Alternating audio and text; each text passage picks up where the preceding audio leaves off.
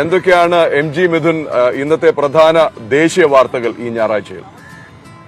ഇന്ന് ദേശീയ തലത്തിൽ നിരവധി വാർത്തകളുണ്ട്. അതിലേറ്റവും പ്രധാനപ്പെട്ടത് ജോഷിമഠിൽ, അതായത് ഉത്തരാഖണ്ഡിലെ ജോഷിമഠിൽ കഴിഞ്ഞ ദിവസം ഒരു പ്രതിഭാസം ഉണ്ടായിരുന്നു, മണ്ണിടിഞ്ഞ് താഴുന്ന പ്രതിഭാസം. അതിനെക്കുറിച്ച് പഠിക്കുന്നതിന് വേണ്ടിയുള്ള വിദഗ്ധ പാനൽ അവിടേക്ക് ഇന്ന് സന്ദർശനം നടത്തുകയും ചെയ്യും. 3 ദിവസത്തിനകം തന്നെ റിപ്പോർട്ട് സമർപ്പിക്കണമെന്ന നിർദ്ദേശമാണ് കേന്ദ്ര സംഘം മുന്നോട്ട് വെക്കുന്നത്. എന്തായാലും അത് സംബന്ധിച്ചുള്ള വാർത്തകളുണ്ട്. കൂടാതെ തന്നെ ഉത്തരേന്ത്യയിൽ അതിശൈത്യവും മൂടൽമഞ്ഞും തുടരുന്ന ഒരു സാഹചര്യമുണ്ട്. ഡൽഹി, ഹരിയാന, പഞ്ചാബ് തുടങ്ങിയ സംസ്ഥാനങ്ങളിലാണ് സ്ഥിതിഗതികൾ അതീവ രൂക്ഷമായി തുടരുന്നത്. ഡൽഹിയിൽ ഓരോ ദിവസം കൂടുമ്പോഴും താപനില കുറഞ്ഞു വരുന്ന സാഹചര്യമാണുള്ളത്. കഴിഞ്ഞ ദിവസവും 2 ഡിഗ്രി സെൽഷ്യസ് ആയിരുന്നു ഇവിടെ താപനില രേഖപ്പെടുത്തിയിരുന്നത്. ഇന്നും 3 ഡിഗ്രി സെൽഷ്യസിന് താഴെ താപനില രേഖപ്പെടുത്തുമെന്നുള്ള ഒരു വിവരം തന്നെയാണ് ലഭ്യമാകുന്നത്. അത്തരത്തിൽ വലിയ രീതിയിലുള്ള കനത്ത മൂടൽമഞ്ഞും അതിശൈത്യവും ഉത്തരേന്ത്യയെ തളർത്തുന്ന കാഴ്ചയുണ്ട്. അതേസമയം ഞാൻ നേരത്തെ സൂചിപ്പിച്ചതുപോലെ തന്നെ ഉത്തരാഖണ്ഡിലെ ഈ മണ്ണിടിഞ്ഞു വീഴുന്ന പ്രതിഭാസം തന്നെയാണ്, അതായത് ഈ ബദ്രീനാഥിലേക്ക് ഉള്ള പ്രധാന കവാടങ്ങളിൽ ഒന്നുകൂടിയാണ് ഈ ജോഷിമഠ് എന്ന് പറയുന്ന പ്രദേശം.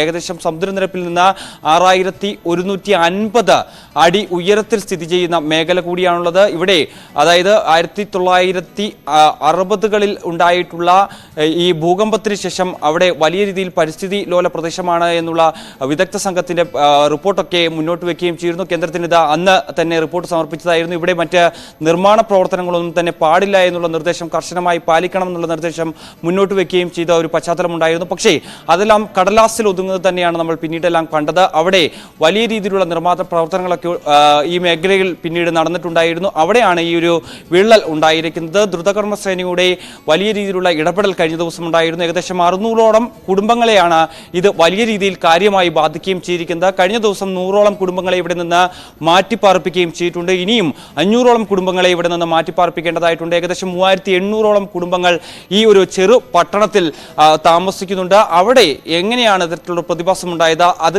സംബന്ധിച്ചുള്ള കൃത്യമായ പഠനം നടത്താൻ തന്നെയാണ് വിദഗ്ധ സംഘങ്ങളെ, അതായത് രൂപം നൽകിയ പാനൽ എന്ന് ഈ പ്രദേശം സന്ദർശിക്കുന്നത്. പരിസ്ഥിതി വനം വകുപ്പ്, ഒപ്പം തന്നെ കേന്ദ്ര ജല commission, geological survey of India, clean Ganga ദേശീയ മിഷൻ തുടങ്ങിയ വകുപ്പുകളിലെ നിന്നുള്ള പ്രതിനിധികളാണ് ഈ ഒരു പാനലിലുള്ളത്. എന്തായാലും അവർ ഇന്ന് ഇവിടെ സന്ദർശിക്കുകയും ചെയ്യും. കഴിഞ്ഞ ദിവസം പുഷ്കർ സിംഗ് ധാമി, അവിടുത്തെ മുഖ്യമന്ത്രി, അവിടെ സ്ഥിതിഗതികൾ വിലയിരുത്താനായി മേഖല സന്ദർശിക്കുകയും ഒപ്പം തന്നെ ഉടനടി മറ്റ് നടപടികൾ സ്വീകരിക്കുകയും ഒപ്പം തന്നെ ഇവിടെ നിന്ന് ആളുകളെ മാറ്റിപ്പാർപ്പിക്കേണ്ട കാര്യങ്ങളെല്ലാം ചെയ്തിട്ടുണ്ട് എന്നുള്ള കാര്യം കഴിഞ്ഞ ദിവസം തന്നെ അദ്ദേഹം മാധ്യമങ്ങളോട് വിശദീകരിക്കുകയും ചെയ്തതാണ്. എന്തായാലും അതാണ് അവിടെ നിന്നുള്ള പ്രധാനപ്പെട്ട വാർത്ത. അതേസമയം എയർ ഇന്ത്യയിൽ യാത്രക്കാരിയോട് അപമര്യാദയായി പെരുമാറിയിട്ടുള്ള ശങ്കർ മിശ്രയെ കഴിഞ്ഞ ദിവസം പോലീസ് അറസ്റ്റ് ചെയ്തിരുന്നു. ഈ പരാതിക്കാരിയിൽ നിന്ന് ഔദ്യോഗികമായി പോലീസ് ഇതുവരെയും മൊഴി രേഖപ്പെടുത്തിയില്ല.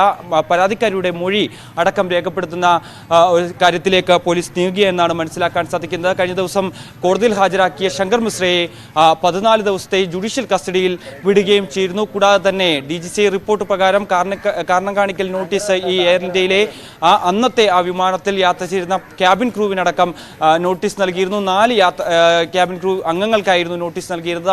അവരിൽ 2 പേർ കഴിഞ്ഞ ദിവസം ഈ അധികൃതർക്ക് മുന്നിൽ ഹാജരാവുകയും തുടർന്ന് അന്ന് നടന്ന സംഭവങ്ങൾ വിശദീകരിക്കുകയും ചെയ്തു എന്നാണ് മനസ്സിലാക്കുന്നത്. അതിൽ തുടർ നടപടികളൊക്കെ തന്നെ ഇന്നുണ്ടാകുമെന്നാണ് നമ്മൾ പ്രതീക്ഷിക്കുന്നത്. പ്രദീപ്.